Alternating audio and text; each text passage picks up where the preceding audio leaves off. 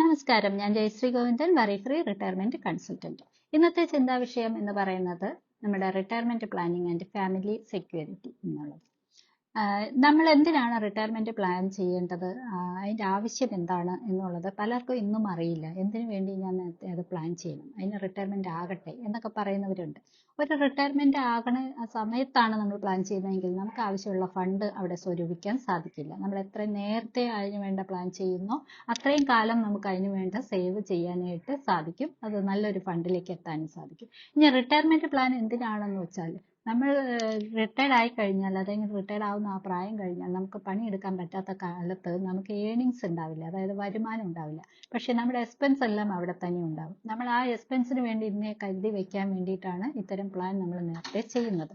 അങ്ങനെ നമ്മൾ എക്സ്പെൻസിന് വേണ്ടിയിട്ട് വേണ്ട ഫണ്ട് റേസ് ചെയ്യുക, ഈ ഒരു കാലഘട്ടം കൊണ്ട് റേസ് ചെയ്ത് നമ്മൾ അതിനകത്തേക്ക് എത്തിക്കഴിഞ്ഞാൽ നമുക്ക് പിന്നെ ആരെയും ആശ്രയിക്കാതെ ജീവിക്കാം. ഒന്ന് ആലോചിച്ച് നോക്കിയാൽ, ഇന്ന് ഒരാൾ സുഖമില്ലാതെ കിടപ്പിലായാൽ പോലും ഒരു ഹോം നേഴ്സിനെയൊക്കെ വയ്ക്കണമെങ്കിൽ മിനിമം ഒരു 25,000 രൂപ നമ്മൾ കൊടുക്കണം.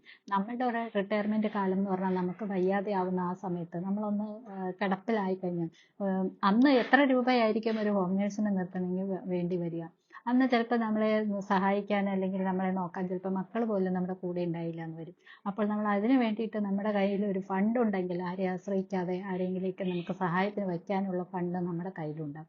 അപ്പൊ ഇതൊക്കെ അതിന്റെ ഒരു ആവശ്യമാണ്. റിട്ടയർമെന്റ് ഫണ്ട് നമ്മൾ പ്ലാൻ ചെയ്യുക എന്ന് പറയുന്നത് നമ്മളുടെ ജീവിതം ഭദ്രമാക്കാനും മറ്റുള്ളവരെ ആശ്രയിക്കാതെ ജീവിക്കാനുമുള്ളതാണ്. അപ്പോൾ അതിനു വേണ്ട താല്പര്യമുള്ളവരൊക്കെ എല്ലാം അതിന്റെ ഗൈഡൻസ് എടുക്കാൻ ഞങ്ങളെ കോൺടാക്ട് ചെയ്യാം.